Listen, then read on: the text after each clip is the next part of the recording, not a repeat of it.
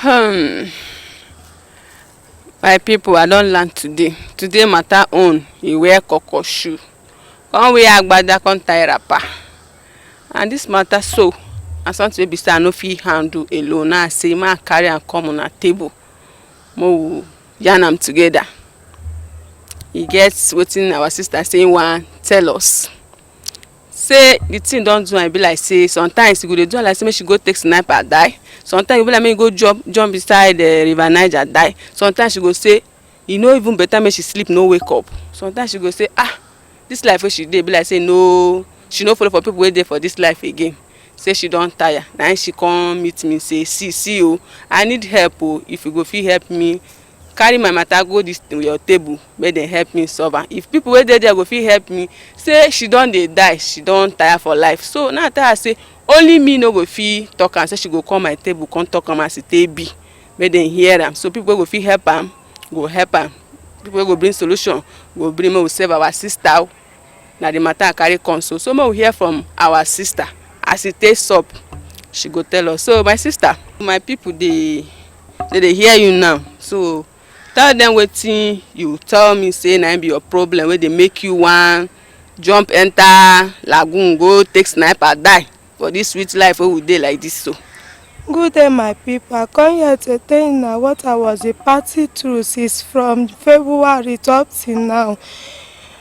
I dey learn fashion and design. Na the day wey I go work, I saw one guy come meet me say he go marry me, go marry me.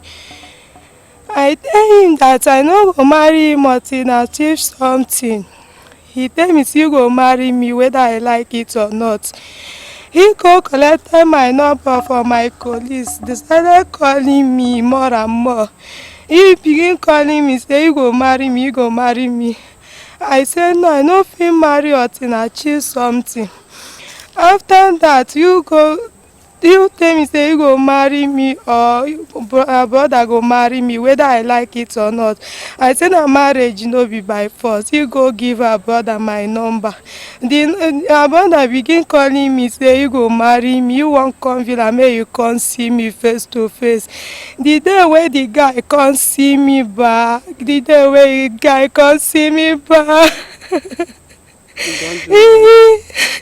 No dey cry, dey talk, dey hear you.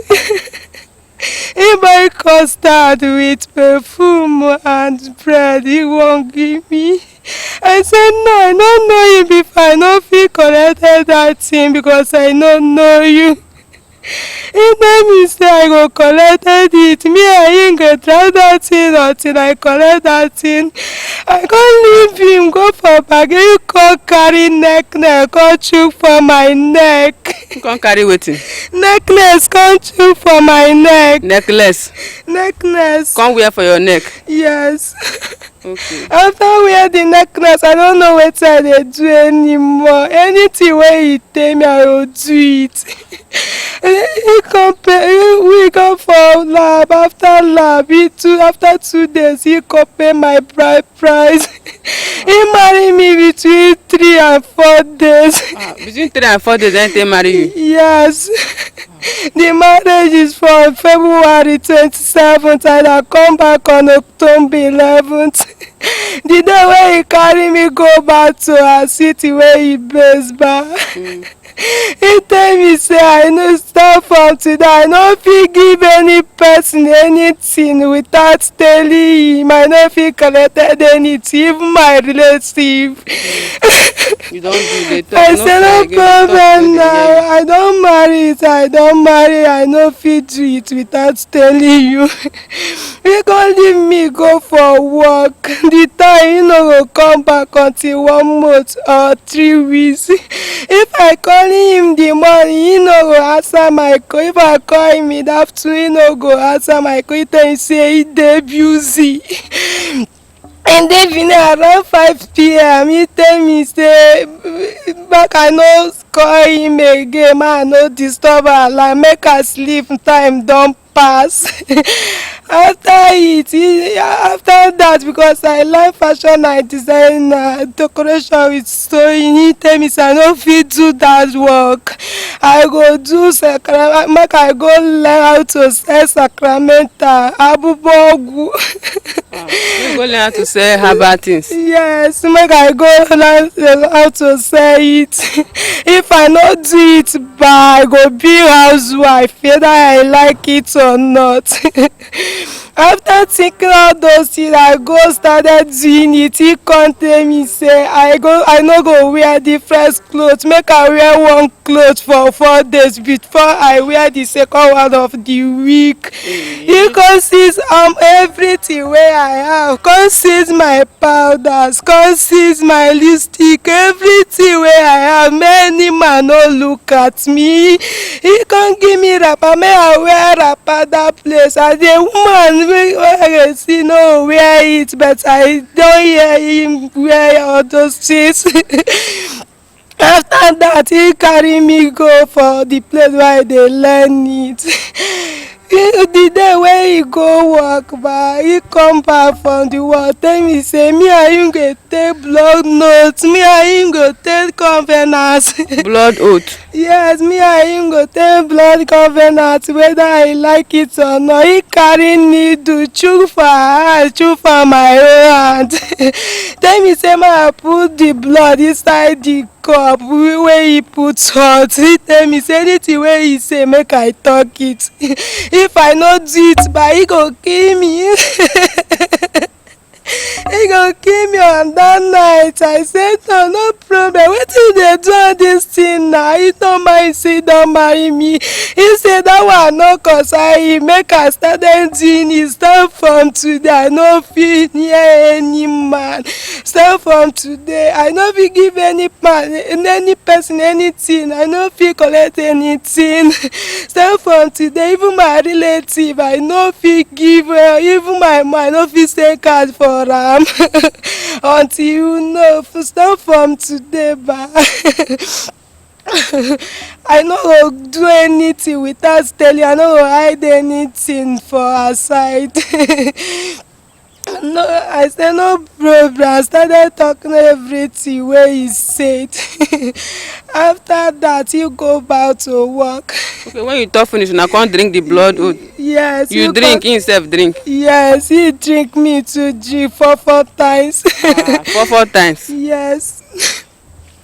After coming back again from the work, he then say make me and him follow go for her papa and the person you go do for papa for that place.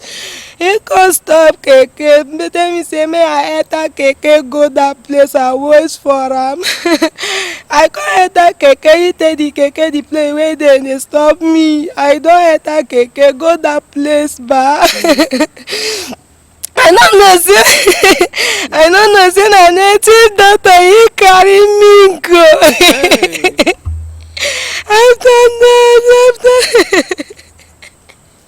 After carry me go for that native doctor, the native doctor bring this thing.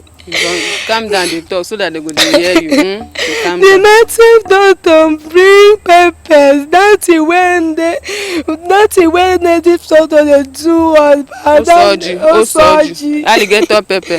Yes, pepper. 7 pepper. That's Osoji 7. That alligator pepper bring am 7. Yes, you carry 7. Me too carry 7. You tell me say start from today, but any man will come to my side, I go smell am like a rat, like a cock. If I talk anything, make the thing sound like happy. So from that day, say any man wey see you go dey smell like nkaku. Okay, nkaku. Yes, me if I talk anything, make the thing sound like happy. Okay, if you talk anything, make it sound like scorpion to the person. Yes. After that, I go outside, call my husband, I tell you say, you see wetin this negative doctor dey do me o. If there is anything wey he talk make I do, make he no kill me there. Hey.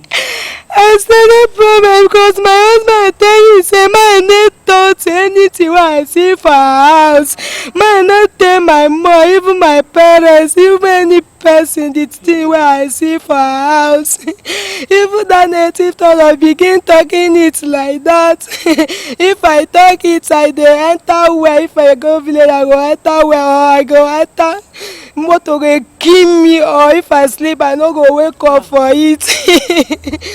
I can't do that thing finish, come back to home, ask him, say, hey, wetin you dey do all this thing for me? He say, he don't mind me, say he don't marry me now, I no fit do all this kind thing now. He answer me, no, nothing concern him, anything wey you want, you go do it for my side.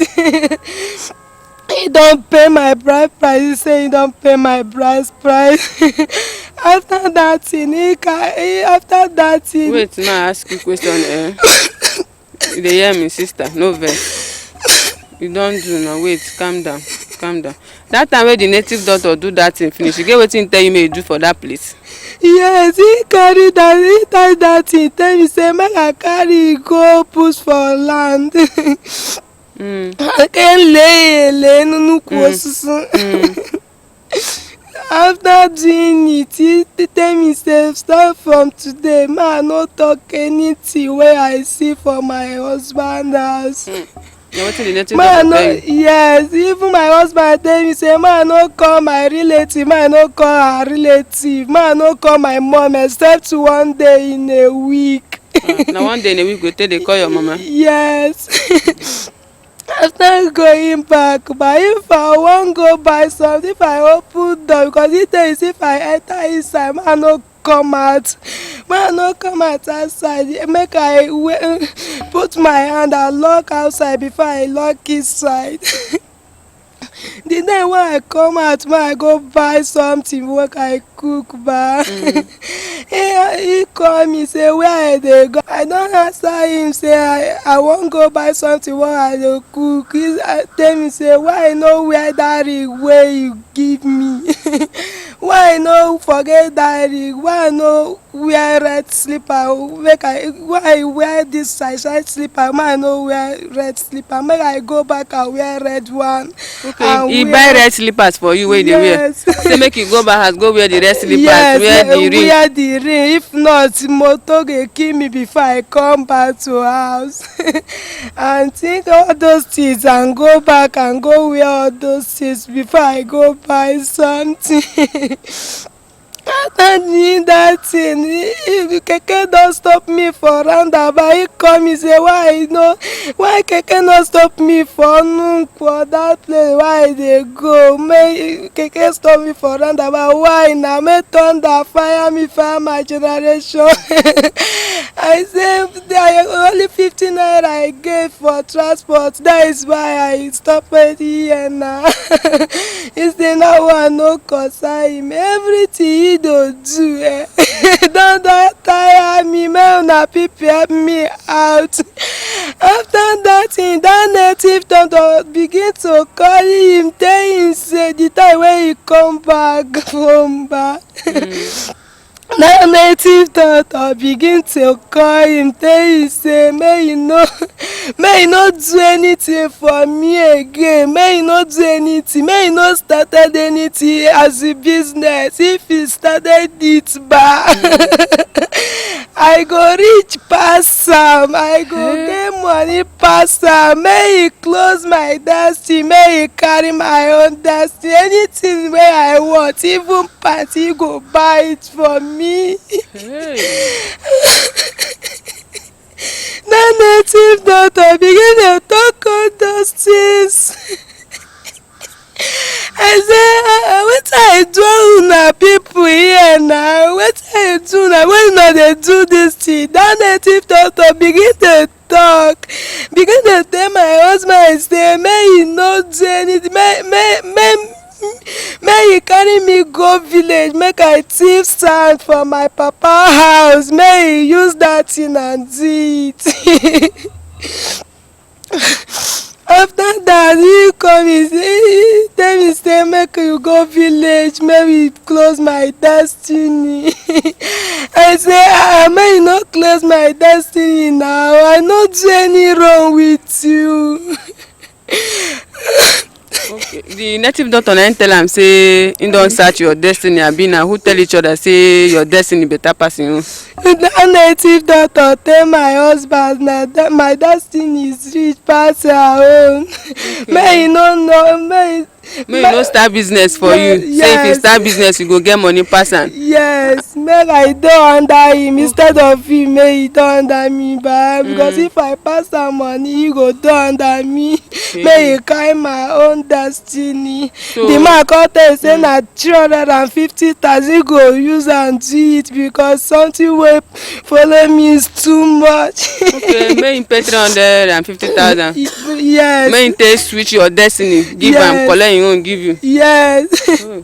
May he no give me anything, may he carry my own add her own now. May you carry your own destiny add your own. Anything wey I want, may he buy am for me. Oh. I say no problem, wetin I do na people here na. I come ask my husband come comot after every. He go price that native doctor 150, he give her 100,000. After that he tell me say make we go for villa. Make we go for villa. After coming back to village. I tell you, make I go see my mama for my house. He tell me say make I forget my house until the time wey go thief that sound. Thief wetin? That sound. Okay, he say make you go carry sand for your own house. Yes, make I use it and do all those things. Okay, now they go take change the destiny. Yes. After that I go tell my parents, I dey tell them I dey fear because I no wan die. I no want him to kill me. Sorry. After nothing ma. So as you come carry the sand, wetin come happen? I no carry that sand. My mother come ask me wetin you wan use my sand do na. He tell am say make you forget it, but anything wey you wan do you go do am. Make I come cook for people wey go come work for our house in the morning. My mom just tell me say make I go and cook that food. After going it back, he come carry me go for that native doctor house again. He say that native doctor talk and tell me say make he comot me here, make I shit here, I wan spoil her dress. I don show maybe ní ọgbẹ back. Okay, say make he carry you comot. Because I dey see my period during that time. He tell me say make he carry me come back during Christmas. Okay. He pursue you make you comot because say they see your period, say they spoil in medicine. Yes. Okay. Because I dey spoil her trust there, make I no spoil her trust. After Christmas, make my husband carry me come back because I dey see my period during that time. Okay. After that one, you can go back. The thing wey my husband buy bag of rice, he go sell am because of he dey angry for it. As the thing no work again. Why dey see my period during the time wey you wan work to that thing. After they going back, he tell me say ma I no greet any person because he tell me that one before, but he begin repeated it. Ma I no greet any person, ma I no discuss any person there. Even my neighbor, ma I no talk to them. If I wan go buy something, ma I look straight forward, ma I no greet anybody. The time wey I wan go buy something, the time wey I ask him to give me money, ma I play my head back. He tell me say he no have any money.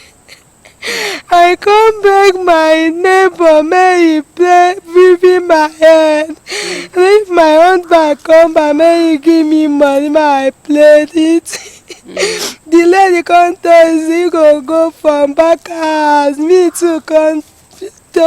man talk I go follow her go.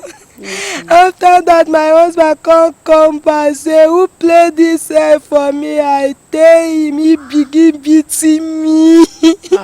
You no gree give him money as the woman come do your hair for you, come dey beat you. He begin beating me using broom, beating me even bet. The day wey they use bed beat me back. The head of that bed don spoil. He tell me say make me and him go buy it and represent, if not he go kill me there. The bet wey take beat you cut. Yes. You come say make you and I go buy am.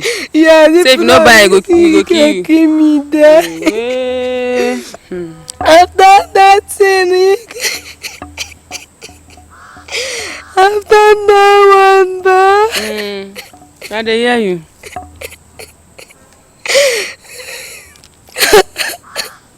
After that one back. The time when he go back to work, that neckness, I don remove the neckness.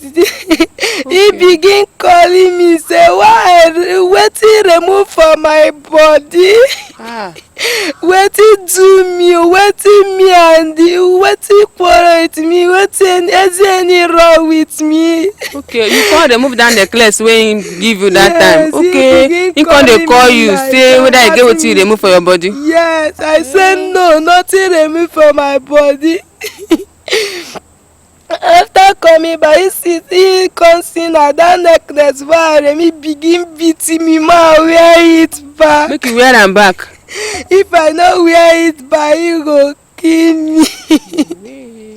And he tell me say ma I no go for church, why I go because if I go the church me go see wetin he dey do. Make I go for Lumba church. No Lumba go fit me, ma I no go for Catholic why they go before. Ma no come out and go, if not ma I go Lumba the place where negative doctor dey. Okay, the place where native doctors dey. Yes.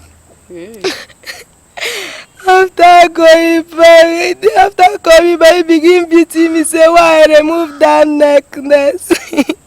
Why I remove all those necklace, ma wear his back. I say no, the thing won't kill me now. So after you remove the necklace, how you take? You get anything will happen to you? Yes, I can't see wetin dey happen now. I can't see wetin dey do me. Before one woman meet me for road, the time wey I wan go buy some, begin pray to me, ask me many questions. Begin pray to me and my husband no dey that time. I come answer anything wey she pray for me before I come back to villa on October 11th. Okay, and after the woman pray for you finish, now you can't come back? Yes. As you dey come back, anything happen for you? Because he say if you dey go, say accident to go kill you. What? Yes. Anything happen to you? If accident wan happen, come pray say may blood of Jesus cover me until I reach house. As you enter road dey come back, accident wan happen for road? Yes, 3 times. 3 times? Yes, but I can't do save now. After coming back to village, begin to calling my mom. He go kill me, he go kidnap me, he go wind me. The leg wey I carry go for villa, I use it and come back. Even that negative doctor begin to calling me. He go kill me, he go do this for me, he go do that. Wahala. I said, only God knows, because I not anything wrong to you. The time when he begin to test me, They tear your body. They tear my body the time when you see my hand, even my face, because I cover even my chest and my back and my legs. It's on my body. Where did they put the medicine? Where did they put the medicine? I don't know what they do. Me and my parents come. Make I see your hand. Make I see your hand. See my hand, even my face pass, and my chest and my back, even my legs, two of them. So as you come back. Yeah, as you come back, that native daughter, my husband begin to test me, begin to trace me everywhere. He go kill me, he go do this, he go do that. Me and my people come here, go meet for barrister house. Then for barrister, may he help us out. Barrister come collect 80,000 go job without helping us, please. Wahala. My people, help me out of this problem. I'm so tired of it. I don't know what I do again. If I borrow money, buy this and sell, but I know nobody cannot price it. Talk more of buying it until they break. I don't know how to do anything. Why I put I no go because of that juju and do me. If you carry something go market, then they price them. At all. And if man stop you for road, talk to you. If a man stop me for road and talk to me, no talk anything, begin to run. Yeah. I don't know how to do again. Please now help me out of this problem. So the barrister wey collect money, he say he go help una come collect money, no do am again. Yeah, he say that money no reach the poor. He come chop the money. He no tell us that before we give him.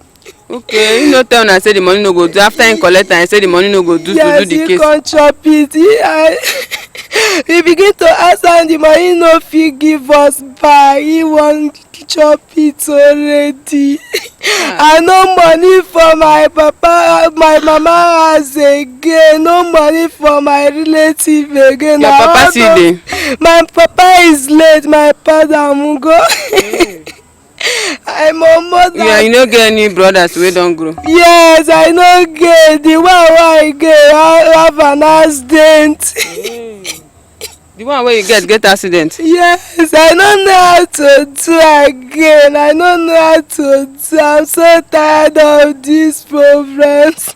So wetin you want make dem help you do now? May una help me out of these problems. May una help me out, because I no do anything. As una dey see, I'm so weak. I no do anything for this villa where I dey. I no see money. I don let work finish, no money to start it, and that guy wan kill me. May una help me out, may he no kill me. May he do that thing back, make I dey my day, because he call that guy, may he come collect their bride price. He refuse to come. Okay, una tell am make come collect bride price. Everybody dey fear am. Everybody, even my relative, dey fear the guy. That is why he refuse to come. You no gree come collect bride price? Yes, he no gree come collect her bride price. I no know how to do. Wetin he talk as una tell am make come collect bride price? He no go come. If na that thing wey I stay down my villa by is for delay. If I like, make I come back to her house, or I go die for my papa house. And he no go fit come and collect the money. He go kill me, he go kidnap me.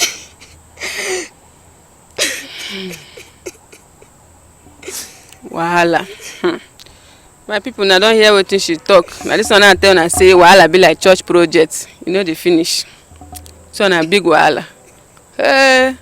I dey see people dey get wahala, but this one e wear agbada. So as e be like this, so sister, abeg you don do, no dey cry again. You don do. You don do, you don do, you don do, oh, you don do, sorry. You don do, you don do, sorry, sorry.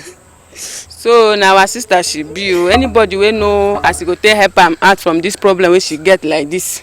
The barrister wey dem give money say the money no do, say the 80,000 no do, say make dem bring another money. See barrister wey suppose save person now, see am now, na him come be second wahala now wey wear agbada. So anybody wey fit help her as e be like this, e don be say e don be. She say the brother wey suppose even try help am say e get accident, the papa don even die, na only she and her mama dey. Mama no get wetin she dey do. Now I tell una say wahala be like church project say no dey finish. This one wear kokoshu. So anybody wey fit help am, sisters helping sisters, women helping women, abeg go, brothers and sisters, anywhere wey una dey, this matter na for una table e dey. Na anybody wey fit help am, lawyer o, any person wey fit help am, any human being wey fit help am, make she come out for this problem wey she dey. How person go born pikin finish, you born girl pikin wey be say tomorrow you suppose dey enjoy say your pikin don marry, tomorrow you go fit come see you, greet you, your pikin don go carry say you wan go marry, go enter inside bondage. Person no fit greet person, you no fit talk to person, na wetin I talk you go do. Say they even carry her go one native doctor, go do things finish, tell her make she match on top, she match. Say if man see her, she go dey smell like nkaku. Person talk to her na wrong, she carry market go market, she no go fit sell. This one no be bondage, e pass bondage. We get another name wey dey fit call am, e pass bondage. This one no vex how I dey talk am like this, oh boy, e get as e be. So anybody wey fit help her make she come out from this problem. Na woman she be, she no go remain for her papa house, and na man do am this thing. You say you wan marry person, you and agree to marry, he accept to marry you, you no even. And she come back sef, she say according to her, she say person stop her for road dey talk to her, and the person begin run o, run o. She carry market akidi go market to sell, nobody price her till she come back. Abeg anybody wey fit help her to even raise the money wey we go take run the thing to go, because now as e be like this now, we need go make arrangements to go meet the guy, make he still carry am go back all those places wey he carry am go do all those things wey he do for native doctor place, clean am, the ring wey dem put am for hand, all those things dem. Then the oath wey dem take, they say they take oath, two of them, to even break the oath, because that one another gbas wey dey on im own. They don, two of them take oath, they need break the oath. So anybody wey fit help for this matter, na make I carry am come this table, because as they call me for the matter, say only me no go fit talk am, say make she come talk am, make people wey make una hear am, so people wey go fit help am go come out help am. Na our sister, na small girl. How old are you, please? I'm 22 years old. I say na 22 years old. They carry this kind problem like this, so abeg.